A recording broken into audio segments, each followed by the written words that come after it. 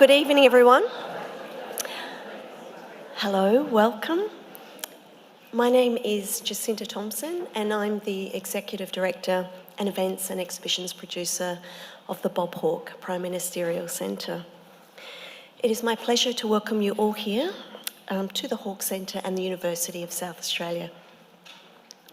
In doing so, I take this opportunity to acknowledge that the University of South Australia is on the traditional country of the Kaurna people of the Adelaide Plains. We recognise and respect their cultural heritage, beliefs and relationship with the land, and we acknowledge that they are of continuing importance to the Kaurna people living today.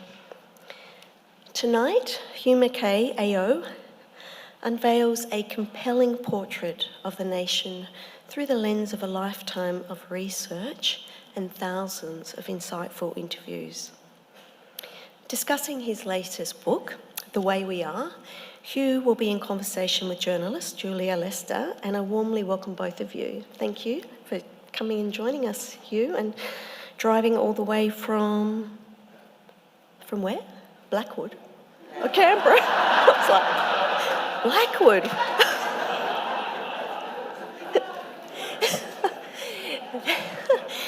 Thank you for coming from Canberra, and tonight... Oh well, good to start off with a laugh, right? Hugh is catching a train to Perth tonight. Yeah, so we've got to race him off to the train station, not the one just down there, and he will head off to do his wonderful events in Perth. Very pleased to see so many here tonight, and I would especially like to welcome Her Excellency, the Honourable Francis Adamson, AEC, Governor of South Australia, and Mr Rod Bunton. Thank you for joining us.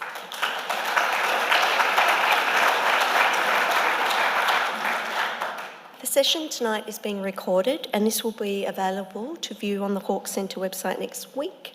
We encourage you to bring this to the attention of friends and colleagues who could not join us tonight. We are also live streaming this presentation, and I welcome our 600 plus online audience, so hello everyone out there.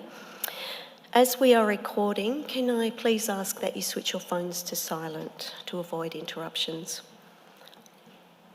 Hugh Mackay is a social psychologist and researcher and the best-selling author of 24 books. He is currently an honorary professor in the School of Medicine and Psychology at ANU. Among other appointments, he has been Deputy Chair of the Australia Council for the Arts and an honorary professor at Macquarie, Charles Sturt and Wollongong universities. In recognition of his pioneering work in social research, he has been awarded honorary doctorates by 5 Australian universities, and he was appointed an Officer of the Order of Australia in 2015.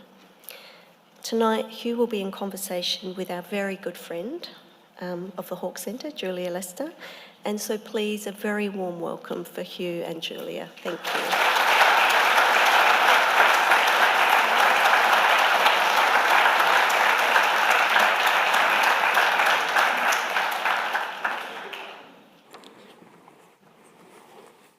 Hugh, welcome. Thank you very much, Julia. Slightly senior members as we are, we made it up the stairs. Good news, eh?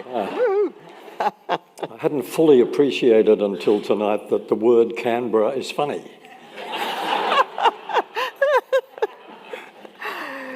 Hugh and I have spoken on the radio for a lot of years, but it's actually our first time in the same room, which is really lovely.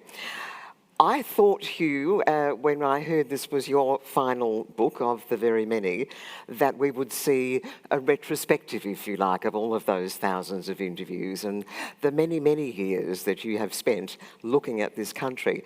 I was excited for all of us to see that, no, what you've done is to look at the last 25 years only and look forward, which is a very Hugh Mackay thing to do.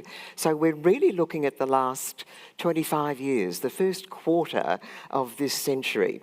And what I'd like to ask you first, because this is really about identity as well, who we are as Australians, I want to ask you who you are apart from all the things that Jacinta has said, because you make a point of saying we are not the books we've written, the buildings we've built, whatever, we are ourselves. How do you identify yourself? Australia is my favourite subject. Hugh Mackay is my least favourite subject.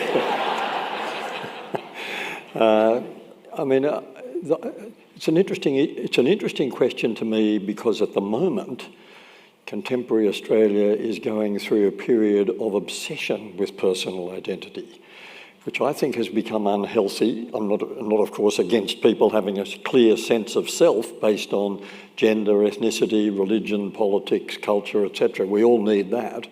I'll tell you about mine in a minute if you insist.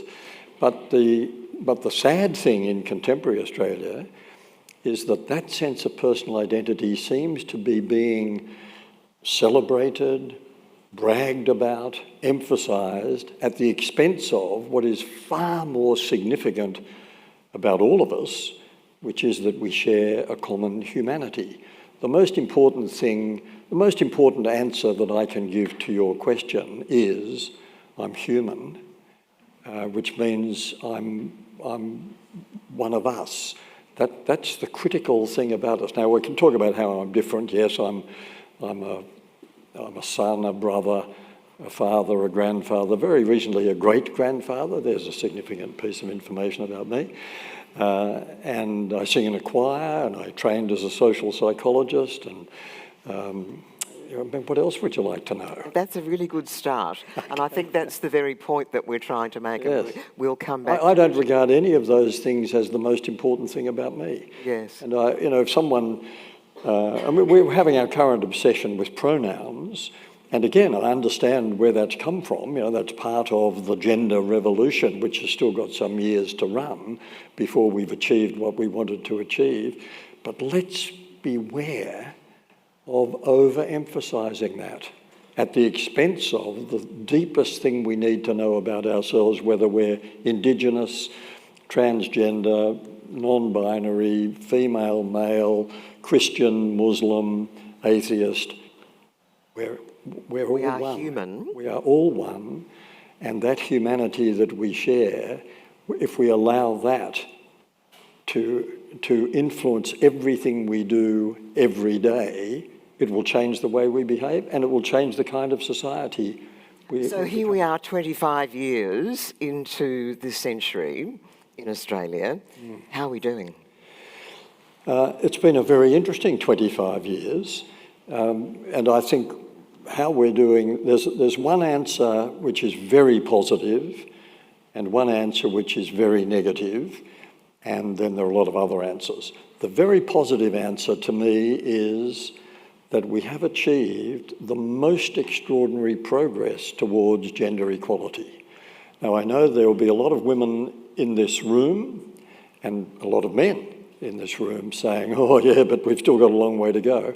Let us remind ourselves first of the thousands of years of the patriarchy, of ugly, bad, unjust, inequitable male supremacism.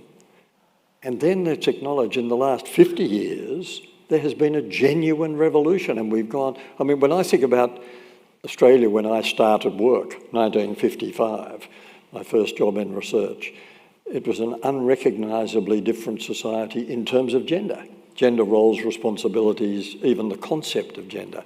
So that, I think, if you said to me, what is the single biggest transformation in Australian society, not just over the last 25 years, but over the 60 plus years that I've been working, that's the one I'd unhesitatingly pick. We have been through a tumultuous revolution that is not over. We can talk about what else we have to do. One of the things we have to do is change the language, change the strategy to pull these final few intransigent males with us. That's the positive. The negative, and it's a tragedy. And it's a tragedy, it's self-inflicted tragedy, and it's one we can do something about.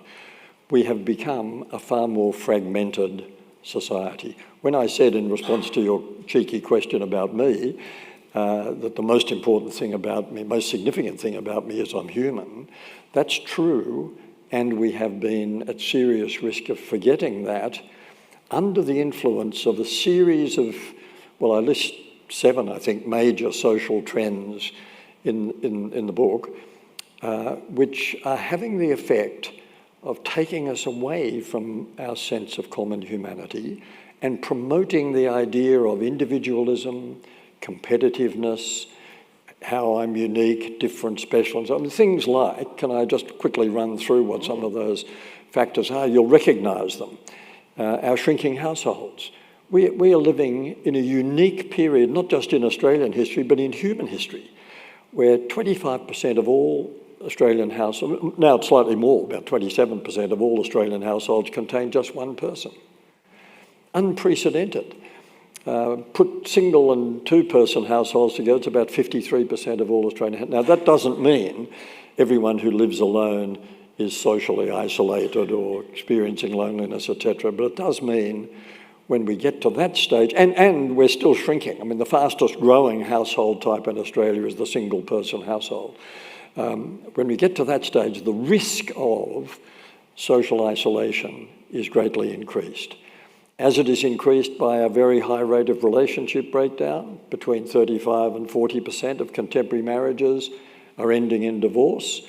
We've done that to ourselves. We don't want to undo it. I've been divorced. I don't wish to remarry that person. Neither does anyone who's been divorced. But it's self-inflicted to some extent. I mean, so on a large scale, that's contributing to social fragmentation.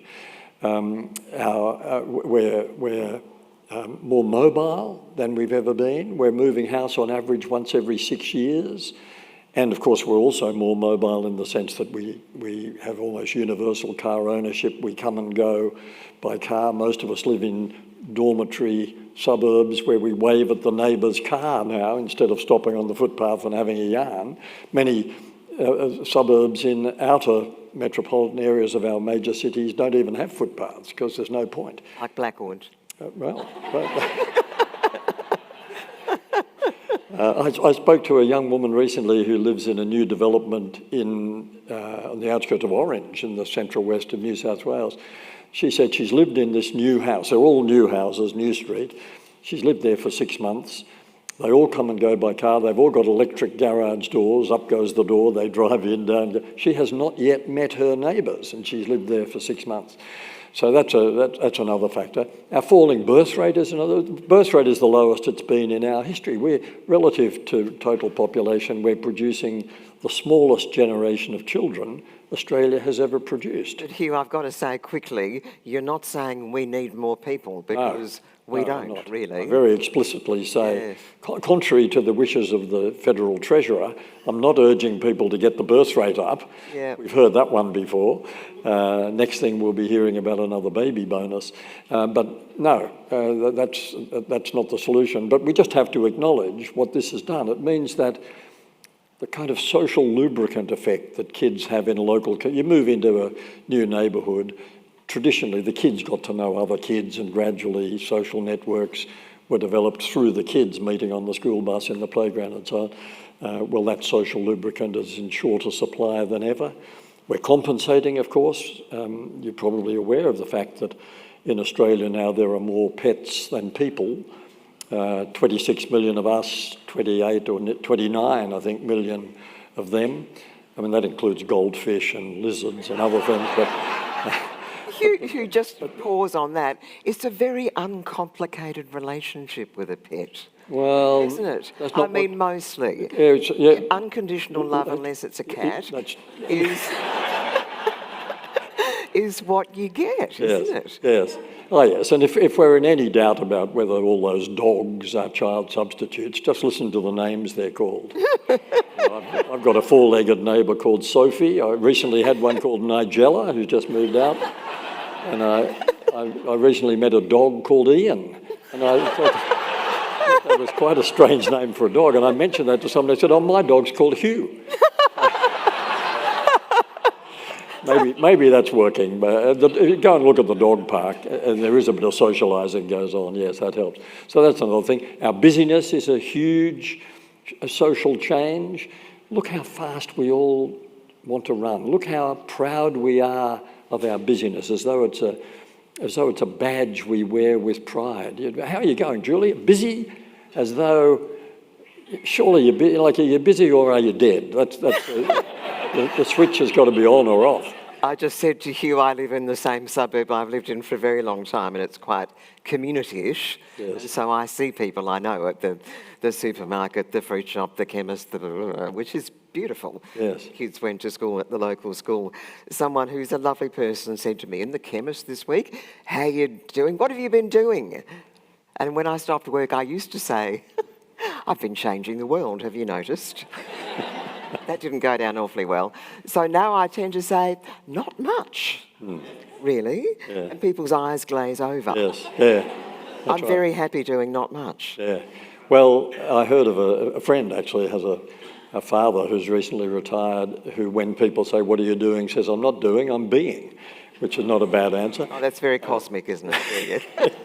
Yeah, sorry about that. But let's acknowledge that busyness is actually the enemy of social cohesion.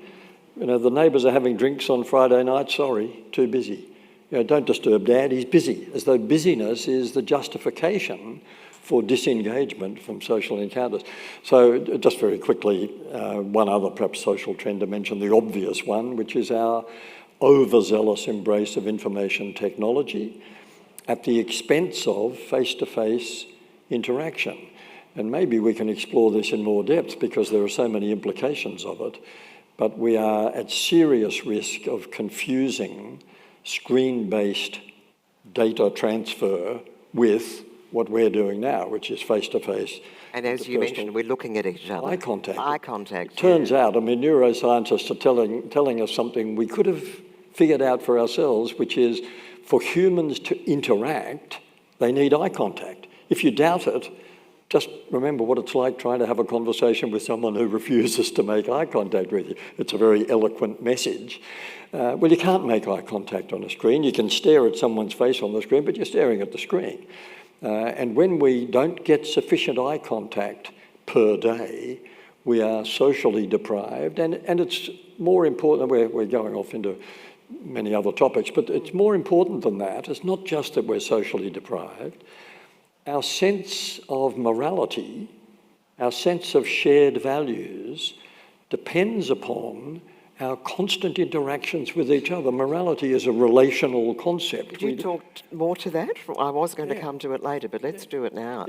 Yeah. Well, I mean, I think morality is a socially constructed how do we work out what's right and wrong?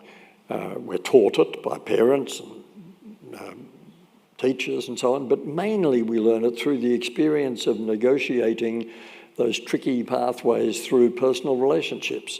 What's expected of me, to what extent do I have to conform to these values, etc.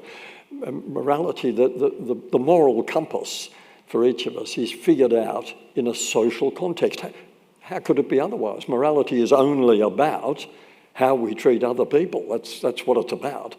Now, if we are diminishing our contacts with other people, the serious risk exists, and I think we're facing it now in 2024, that our sense of shared values will also diminish. One of the reasons why on social media there is so much abuse, bullying, reckless, unpleasant behaviour is not just that people are socially deprived, and that brings out the worst in us, but also because they may be morally diminished by not having been freshening up what they need. And there's the shockingly delicious anonymity, isn't there? Oh, sure. No one's looking you in the eye when you write, I think you are a complete dickhead. Yeah. They just I was speaking to another broadcaster just a couple of weeks ago who said, you would not believe the vitriol that comes into the station via anonymous texts.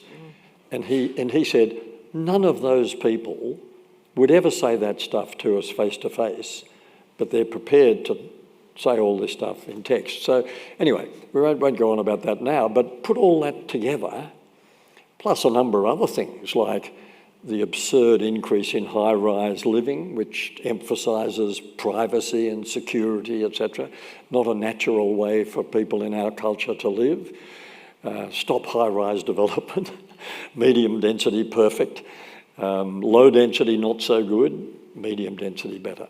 But that's contributing. The changes in more casual work and more remote working is contributing to fragmentation too. It's harder to get invested in a workplace if you're not there very much. Decline of religion, the decline of faith communities. There are many other factors, and I discuss them in the book. But the point about all this, Julia, is that cumulatively, look at the way our society has changed and compare it with what I was saying about our essential humanity. Our essential humanity is that we are social beings, that we are born to connect, to cooperate, to communicate. That's who we are. We're a cooperative species, neuroscientists will now say of us, born with the capacities we need to be cooperative: kindness, compassion, respect, tolerance, etc. So that's the kind of species we were born into. In fact, can I digress on one more point? Of course. A group of British and German archaeologists have recently published their research, which seems to solve what had seemed like an insoluble puzzle for a long time, which is, how come Homo sapiens survived among the 5 species of humans that were roaming the planet for 250 or 300,000 years? Why did the other 4 get wiped out and we survived? The latest answer from these British and German archaeologists looking at the European archaeological record is that there was a cataclysmic climatic event about 42,000 years ago, just before I began my research career. And as a result of that, the other 4 were wiped out. Why were we not wiped out? We alone had learned how to form ourselves into close-knit, mutually supportive communities that care for the sick and the wounded and so on. It was our, one of those, a paper one of those archaeologists had written refers to survival of the kindest, which, you know... Sorry, Darwin. Take that, Darwin, yes. Yes, exactly. And that's a lovely picture. So just back to the present in the last 25 years, that's the kind of species we are. That's why we survived, because we're cooperators, we're kind to each other by nature. That's what Abraham Lincoln very poetically described as the better angels of our nature. So then you look at what happened in the last 25 years, all these things I've been talking about. Here we are in 2024, and the number one public health issue in Australia is no longer obesity. The number one public health issue in Australia is social isolation, because social isolation is really bad for people who belong to a social species. I mean, obviously. So we have epidemics of loneliness, anxiety, depression, directly resulting from this increasing fragmentation leading to social isolation. I emphasise that not everyone who lives alone is in this category. You can feel lonely in a marriage, you can feel lonely in a crowded house, but we've created a situation in which the risk of, I mean, 2 out of 5 women, this is unprecedented in our history too, 2 out of 5 women over the age of 60 now live alone. That's an extraordinary figure for a society like ours and for a species like ours. So, Hugh, if we look back at the last 25 years, many, many things have happened, and we'll come to COVID probably because we need to. But you say, I think quite rightly, we've done some disgraceful things in that time. Let's not be all glossy about it. What are a few of the disgraceful things that we've done? Yes, well, everyone has their own list. I mean, I think you could get pretty general agreement that we've been disgracefully unimaginative and inattentive in addressing the issues created for our First Nations people, brought about by the collision of our cultures and by our failure to recognise our common humanity with them. That we are all people. Yeah, Yeah. So that's the starting point. Profound. Yeah. We've shamefully mistreated asylum seekers. There's nothing to be proud of in that. We invaded Iraq. It was an unwarranted invasion. We shouldn't be very pleased with ourselves about that. I mean, there are some other negative things we can say about ourselves, perhaps not disgraceful, just things that have happened to us that are really bad for us. We are overweight. We are sleep deprived. We are over-medicated. These are not good situations for us to have found ourselves in. I mean, I put on my list, we've committed ourselves to $368 billion on some nuclear-powered submarines that may or may not be fit for purpose by the time they arrive, if they ever do. By then, some of the experts in the field say spy satellites will be scanning the floor of the ocean as well as they now scan its surface, so submersible vehicles will be a bit irrelevant. I have no idea whether that's true, but those sort of things, I think, when you consider what else we might have done with the money or be doing with the money in a society. I mean, another thing that's disgraceful is 3.3 million Australians, 3.3 million of us live below the poverty line. How do we let that happen? And how do we let it continue to happen? You're very blunt. You say are poor. And I think that's actually a pretty crucial difference, isn't it? We can say things like below the poverty line. Yes, that's a euphemism. They are poor. They're poor are people. Poor. Yeah. They're underfed. They can't feed their children. Right.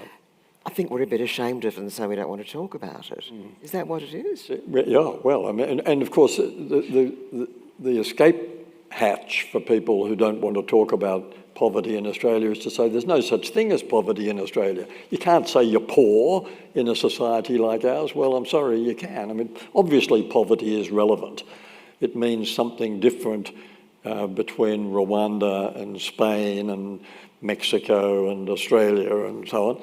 Yes, it's all relative. Within the context of our society, it's very real. 16% of dependent kids in contemporary Australia do not have regular access to safe or nutritious food.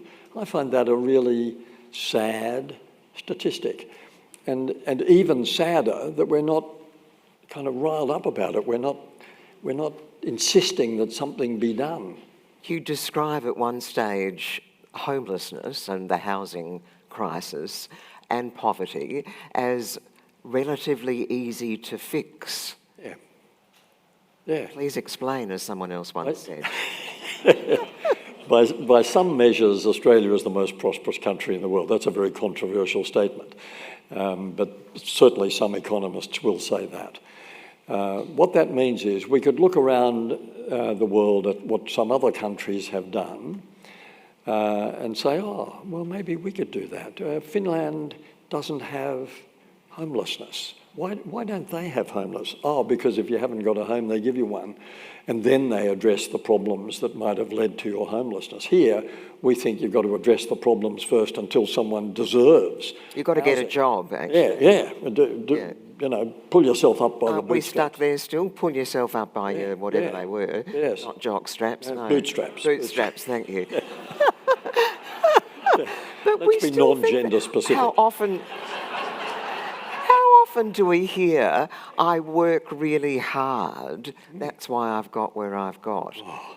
I mean, lots of people work really hard. Exactly. And have nothing. I discussed this in the chapter on poverty in the book. I mean, there are plenty of emergency service workers, teachers, nurses. You know, there's a long list of people who work extremely hard and struggle to get above the poverty line. I don't want to hear about how I'm rich because I worked hard. That's ridiculous. I've given a list of about 10 reasons why people might be rich, because that's the big question. You know, it's tempting to say the big question for us, how come so many Australians are so poor?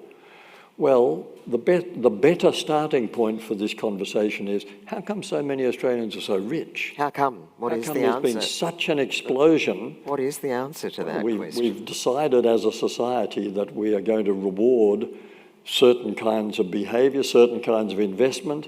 We're going to make it easy for rich people to get richer. We're going to have an absurd... I mean, talk about tax reform. I suggest in the book that the next politician, after yesterday, the next politician who utters the phrase tax cuts Has to wash their have to mouth out. wash their mouth out. I mean, that's not what we need.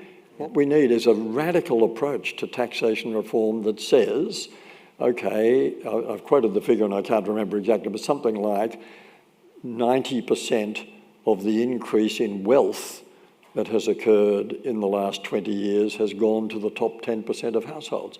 The top 20% of Australian households are not 10 times richer than the bottom 20%, 100 times richer. Now, we can look at that. We can say, well, that's just how it is, survival of the fittest. I worked hard. Yep. We can say, yeah, okay, we're edging towards a society in which we will institutionalise poverty, we'll institutionalise wealth, there'll be a lot more inherited wealth, and lo and behold, we'll have a three-class system, like so many other boring societies around. We'll give it a few generations. How does the three-class thing go? What three classes? The wealth class, middle class, the underclass, let's say, and the shrinking middle, because our middle is, we think of ourselves as all middle-class Aussies, we're a shrinking breed. We're getting richer and poorer, and the middle is shrinking. Now we can look at that and say, yeah, that sort of stuff happens, yeah. Well, the poor will always be with us, etc. Or we can do what some other countries, particularly Scandinavian countries, have done and say, actually, we don't want to become that kind of society. We want to be a more equitable society. We don't want everyone to be the same. We don't want to have a single band of wealth that everyone shares. That's absurd. But we can certainly flatten this a bit. We can be much more imaginative about the redistribution of wealth via our tax system. I'm thinking of Norway, which of course you mention and many you do, with this massive sovereign wealth fund, which funds a lot of the things which give free education, housing. An enormous amount of that money came from oil and petrol. Yep. Well, what about us? Sorry? What about us?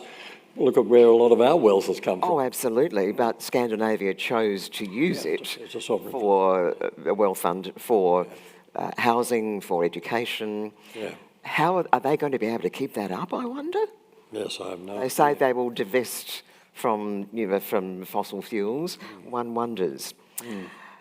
By the way, the sort of personal taxation rates paid by people in Denmark, Norway, Finland, etc., would make Australians faint dead away. I mean, they're very high rates of personal tax. And I've never studied those societies, but what commentators on those societies say is when people pay higher rates of personal tax, they are far more invested in the society, far more connected with the idea of... How many Australians would say, gee, I'd love to pay more tax? Do you hear that very often, Hugh? I've never heard that, although I have heard people saying we don't need the rebate on our power bills. But you know what I'm saying. Absolutely. So much more commonly, I'm not going to give the government any of my money. Yeah.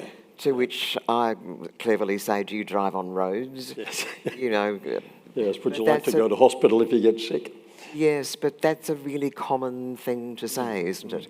Let's try and pay as little tax as we can. Oh, yes. Because they're taking the money from us. Yes, that's part of the Australian ethos at the moment. Minimise your tax. You talk quite a lot and interestingly about some myths. One of the myths is Australianness. Would you talk us through that? Yes. Because we're quite proud of having an Aussiness, aren't we? Yes. Everybody's equal, we don't have a class system, we've got great humour. Can you just pull all that to shreds for us? This occurs in a chapter called Fake Wisdom, and I did have a lot of fun writing Fake Wisdom. In fact, my favourite little bit was the coda to that chapter, which is the fake wisdom being that pork barrelling works. And there's some very interesting research showing that pork barrelling doesn't work at all.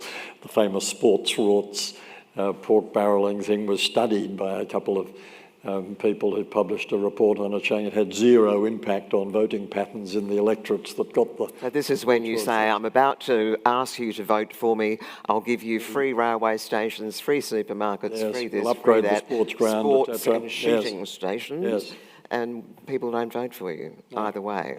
They're just cynical about that. But anyway, the bit of fake wisdom... Aussienesses, what about them? The Australiannesses? Yes, so another bit of fake wisdom is that there are unique Australian values.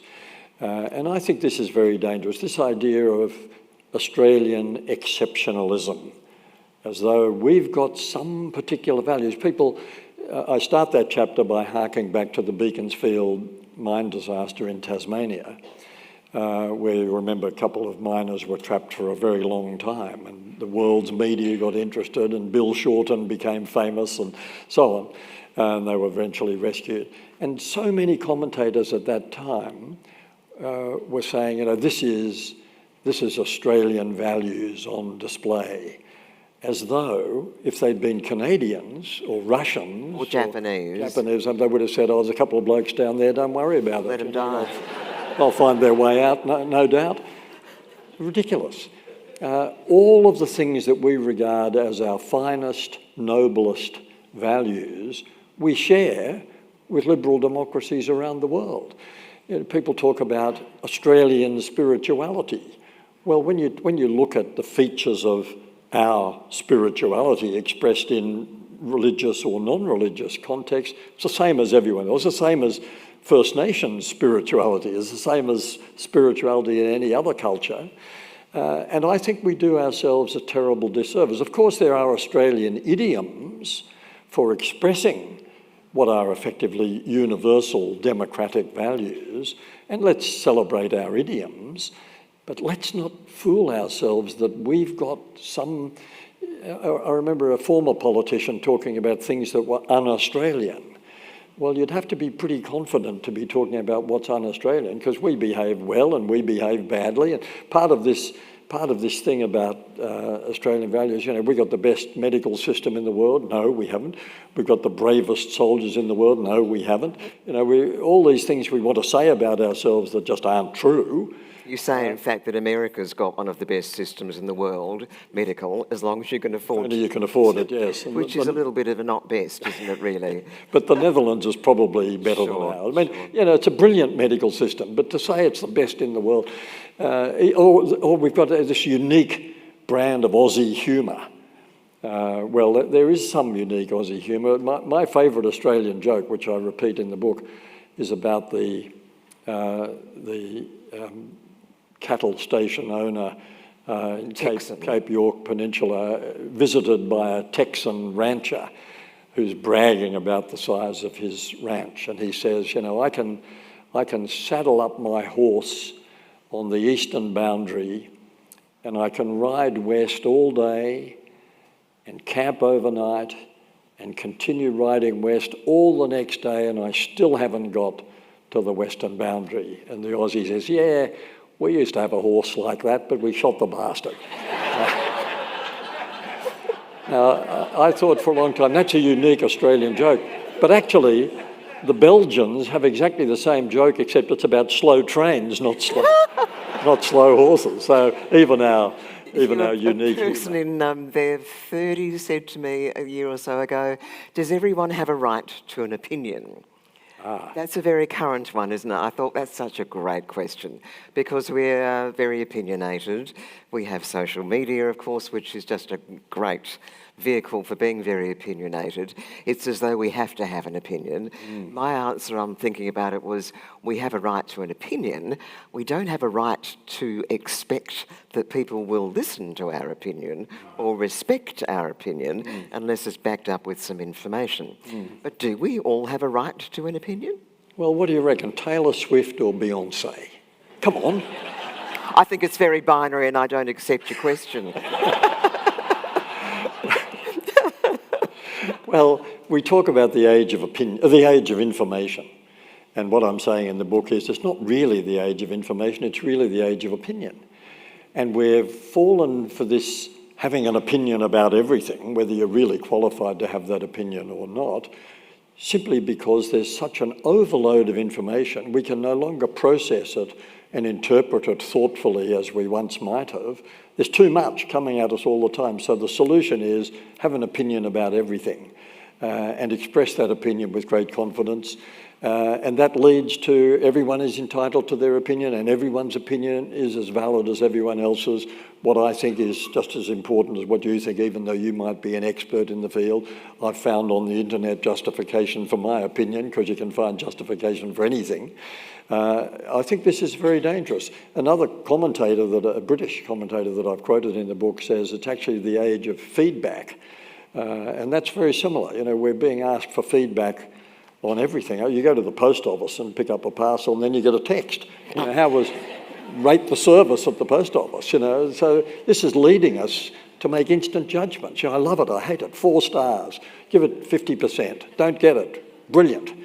As though that's how we're going to deal with too much information to make sense. Can our brains cope? Can our hearts and souls cope with this much information, do you think? I raised the question in that chapter, can we know too much? And the answer that's clearly embedded in the discussion in that chapter is yes, we can. It's possible to be overloaded with information about which we can do nothing, but we're expected to have an opinion. Of course, the media contribute to this. Poking a microphone in front of someone, you know, some hapless person standing in a queue for a rock concert, and they're asked their opinion about tax cuts. You've got to have an opinion. And of course the research industry contributes as well. We're around asking people for their opinions about everything. But it's gone berserk. It's gone mad. Of course we can't cope. In fact, we can almost say that political elections are driven by the opinion polls that happened the day before. It's kind of caught up with itself, hasn't it? We're tumbling over the results of yesterday's opinion. You mentioned that we are perhaps the most baby boomers come in for a fairly big a fairly big chapter. No, there's a lovely chapter devoted to baby boomers. A lovely chapter about baby boomers. You suggest as politicians that baby boomers are extremely short thinking. Now there's a fabulous background to this. I can see a lot of grey hairs, so we've got lots of us in the room, that we grew up with that mixture of post-war, wow, look at this, we can have everything, mixed with the Cold War. We might get blown up tomorrow. So many of us have friends who didn't have children because of that. We've all lived through that. What legacy have the baby boomers left? By the way, if you're wondering if you're a baby boomer, you probably know, but if this year you're turning somewhere between 63 and 78, then you're a boomer, born in that. And he's been working for 45,000 years, so he's pre-boomer. I'm a pre-boomer, yes. Well, I am a pre-boomer, yes. But it is by far the most interesting generation in modern Australian history, because for the very reason you've identified, Julia, that this generation somehow had to cope with the promise, in the post-war economic boom, the promise of endless prosperity, a rosy future, the escalator carrying us ever upwards, and we could all be history in an instant if the nuclear holocaust happens. So the boomers had to reconcile those two opposing influences, which they did famously by becoming impatient. Their generational catch cry was, we're not here for a long time, we're here for a good time. They rushed everything. 30% of boomer women were married by the age of 20. I think 50% were married by the age of 22. Tell that to today's young women and they turn they white. Wouldn't believe it. Yeah, they wouldn't believe it. By the way, so they married very impatiently. They halved the birth rate of their parents' generation because, of course, they didn't really believe in a long-term future. They wanted to get on with it. They wanted to change the world, but they weren't investing in the future through babies. The birth rate went from 3.6 to 1.8. And then we discovered work. We were allowed to work, kind of, as well. Yes, that's right. Well, Often so a lot had to resign for various reasons. I mean, what I'm saying there are some messages. The boomers really did set out to change the world, and they did. They were social pioneers like we haven't seen since. it's been a bit easy for the generations following because the boomers did such hard work when it came to the gender revolution. The boomers really normalised the two-income household. There were lots of things that the boomers redefined housing as an investment, which hasn't been necessarily good for us. They redefined parenting as admin, which is juggling, ballet, clarinet, soccer, etc., all of that. They've redefined retirement as refocusing. The boomers, because they were never going to get old, they saw themselves the youngest generation in history. Blue denim became their uniform. It morphed into stretch denim at a certain point. Not wearing denim, I noticed. No, I'm a pre-boomer. You're pre, of course, yeah. So they changed a lot of things about us, but their hallmark, and this is not intended as a criticism, it's just intended as an observation about what will happen to a generation formed by two such powerful but contradictory influences. Their hallmark became impatience. And there's, I hope, an amusing little coda to that chapter about our 4 baby boomer prime ministers. We've only had 4 of them, and we'll never have another one because the boomers are getting too old. Rudd, Gillard, Abbott and Turnbull. And there was the baby boomer impatience, in that case impatience to get the top job, on display. Rudd got elected, Gillard knocked him off, Rudd knifed Gillard again. On the other side, Turnbull was becoming leader. He became leader 4 years after joining the Liberal Party, but then he was knocked off by Abbott, who then became Prime Minister, and then he was knocked off by Turnbull. That was a period of 8 years in which we lost 4 sitting Prime Ministers. And I don't think it's an accident that they were boomers. They just kept knocking each other off. They wanted to get there.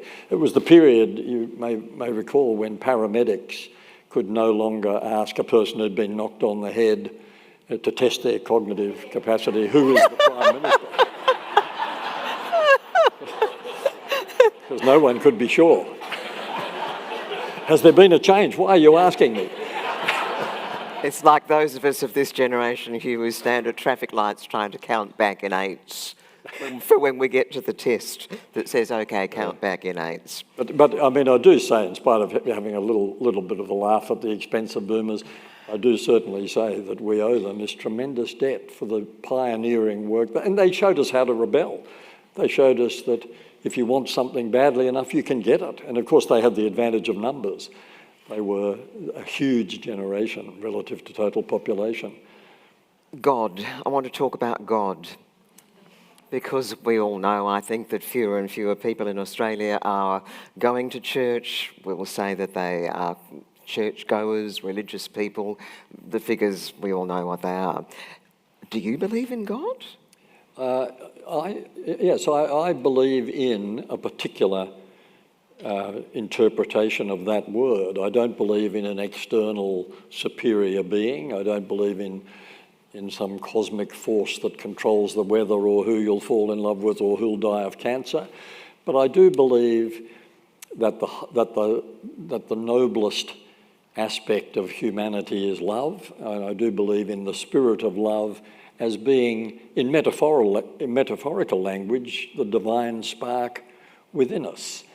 So when people use a sentence that contains the word God, I mentioned this in the book, I mentally substitute the loving spirit. If it works, I'm happy with that sentence. If it doesn't, if people tell you that God urged them to do something that was obviously stupid or unpleasant or unwise, the loving spirit wouldn't have animated. Being animated by the loving spirit seems to me to be the highest human good, and I don't usually use theological language about that, but if you said, do I believe in God? Well, that is my God. And yet you say we worship many gods. Yes. All of the obvious ones, wealth, IT, cars, blah, blah, blah, blah, blah. But they're different, aren't they? They're things that we can show off. here is my car, here is Yes. my house, here is my money. Yes. But God is not definable by definition, and you say that's the great attraction, really. Oh, yes, yes. Yes, there are 20 gods listed, slightly tongue-in-cheek in that chapter. But the truth about it, I mean, it's a very, very complicated relationship that Australia has at the moment with what we might describe as a more traditional, conventional sense of God than the one I've described. Most Australians will still say, a significant majority, will still say they believe in a supernatural being. A very significant majority say they believe in the soul. About half Australians believe in the bodily resurrection of Jesus. Really? Fewer than 10% of Australians attend church. That's an actual, I've just got to go back to that one, that's for sure, even though we are scarcely Christian anymore as a society. Well, 44% of Australians, I think the figure now is, identify as Christian. Identify as, but don't go to church. But if you put, no, only fewer than 10% attend church. However, notice that the church attendance goes through the floor, enrolment at faith-based schools goes through the roof. Yeah, but then we have to talk about public education funding, don't we? We just have to. Yes. It's one of the things that you're obviously very strong about. Yes. How can a society that is loving, kind, cares about the future, cares about the four cares, actually pay private schools more than they pay public schools and not provide a universal good education system? Could you explain that one, Hugh? What are we doing? Well, there are a couple of steps in the argument, and the first crucial step is to say, this is just a personal view. By the way, one of the features of this book is I have been a bit more personal than in the past. There's a bit more of my own reflections on some of these matters, which is quite cheeky, but I reckon at the end of my career I'm entitled to inject the odd opinion. And the odd joke, I think it's good, yep.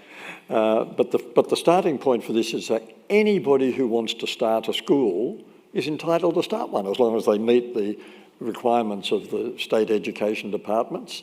Anyone can start, any group of people, religious, non-religious, whatever, start a school by all means, outside the public system. But do not ask the public system to pay for you to do that. I mean, But the horse has bolted, hasn't it? well, the horse has bolted, but this is a horse we could catch. Could we? It would take How us would a we while. convince a government, I a can't political... visualise at the moment, I can't imagine the politician who's going to be brave enough to say, over the next 20 years, public money for private schools is going to diminish to zero. I went to a private school in the 1950s, and like all other private schools in the 1950s, it didn't receive a cent. Not a cent, it was a penny back then. And you're suggesting Penny, that's how it should be. Public money. But now we are devoting approximately $16 billion of public money to private schools every year, while the public education system, typically around Australia, is in decline. Our poorest schools are so under-resourced that the kids who live in those postcodes do not have access via the public education system to a world-class education. But in the 1950s they did. We acknowledged that our... It's not an accident No. that it's changed. No, it's not an accident. It's something we've decided to do. Politicians who said that that's what Let's introduce competition and choice into the education So, system. Hugh, we need to round up. This gets me back, I guess, to saying we've chosen those politicians who say or do those things. Your plea, really, is to believe in the survival of the kindest. We've said that. And you say our greatest tool is forgiveness. Is Forgiveness. forgiveness, yes. That we need to learn how to forgive. Now, this might seem a little bit of a big jump, but I'll do a little bit of context if I could. Hugh is very against victimising oneself. If you've had a tough time, a tough life, you're more into the be resilient, try and keep going, not bootstraps or jock straps, but, accept. But you talk about forgiveness as though that's really the answer to almost everything. I want to ask you, I can understand forgiving someone who's treated me really badly, having a go at it at least, because you say maintaining the rage, interestingly used by supporters of Gough Whitlam and by John Howard in recent years. So it's got a strong feeling in Australia. You say don't maintain the rage, it keeps you in that victim role. How do I forgive, I did check this before I came tonight, the 20 most polluting companies in the world, because they're fossil fuel companies. The biggest is US's ExxonMobil. How do I forgive them? Well, we don't forgive them, and that's But hang on, not what I'm talking about. I know you're talking about We need to be neighbours. campaigning Yep. to change their behaviour. Don't most of us feel so little as we do our recycling, we put out our bottles, we try and eat well, and yet these behemoth companies are doing the polluting. And honestly, we can't forgive them because they aren't people, it's a thing, isn't it? Of course, so what because do you do they're with destroying that? the planet. Most of us feel completely helpless, don't we, about the size of that. Yes, but we campaign, we speak up, we write to members of parliament, we might write to those organisations expressing our view. We do what we can, and we rely very heavily on governments to act on our behalf in things like that. What I'm talking about, though, is the personal level of, I mean, you notice at the moment that the tendency, perhaps the fashion, for saying I'm not a victim, I'm a survivor, that's someone not wanting to be characterised as a victim. Well, the only way out of victimhood, in that personal sense, is forgiveness. And that's a choice we make, and it's often a really tough choice, but it's the only way to have agency in the situation, to restore your sense of personal control. I've been badly treated, I'm going to complain, I'm going to call this person out for their bad behaviour, they need to be punished, etc. But unless I forgive them, I'm condemned to remain their victim. So revenge is not a good idea. Revenge is always a bad idea, whether person to person or nation to nation. Hugh, thank you so much. I want to say that I know a lot of us are primarily concerned about social media, and if we have young people in our lives, what do you do about it? How do you stop them from sitting there going like this all day, other than as Jennifer Saunders, the comedian, does, is trip them over? Which is quite fun. I'm an older woman and I get ignored because people don't see me. A friend of mine, as we were walking through a crowd last week, said, I just saw you walk up to a young man and do this with your elbow. I said, I didn't walk up to him, I walked past him because he didn't see me and he was about to walk into me because you're invisible. What I want to say is that Hugh does offer some extraordinary information about how to deal with our addiction to social media, to media, as parents, as grandparents, as users. It's extraordinarily hard, Hugh, because these are the biggest companies in the world, apart from the oil companies, who are making it their job to make us addicted. Can we do it? We're not going to turn off. Yeah, we can do it, and I believe we will. But we are dealing with the most sophisticated industry in human history, and their job is, as you say, to seduce us and get us addicted, if they possibly can.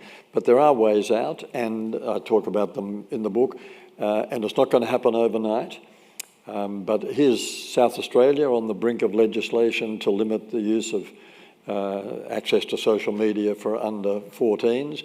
The US Surgeon General last year announced that on the basis of evidence available to him, he would not let any child under the age of 14 have a smartphone. We're beginning to see what this is doing, not just socially, but in terms of brain development. Steve Jobs understood. His kids were not allowed to use. Exactly. So we're going to go through a bad patch, which we're in at the moment, but humanity prevails. The reason why we now have such record numbers of adolescents and young adults seeking psychotherapy There are many reasons, but a key reason is this one, that they are suffering. We have a phenomenon in the Western world, and particularly in Australia, or including Australia, connected but lonely. All this information, all this stuff happening, but still, the loneliest age cohort in Australian society are the 18 to 25-year-olds.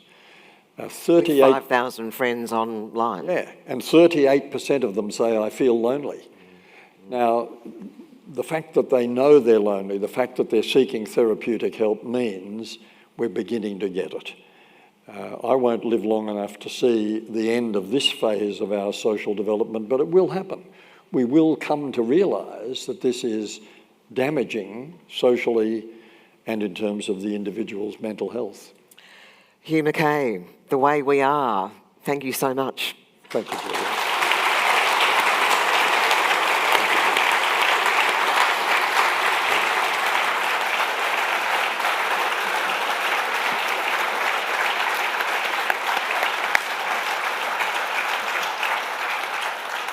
Thank you again, Hugh and Julia, for joining us tonight. Fascinating conversation. I was just thinking, Hugh, next time you come and visit us, we'll go for a drive to Blackwood. Fix it up then, okay? All right, so on a serious note, copies of Hugh's book, The Way We Are, is available in the foyer for purchase. Hugh is going to be signing, so please come out and say hello to Hugh. And thank you again, everyone, for attending, and I look forward to seeing you at a Hawke Centre event very soon. Thank May you. I just say... Oh, sorry, you got a microphone? I just want a huge clap for Jacinta and Renee. What?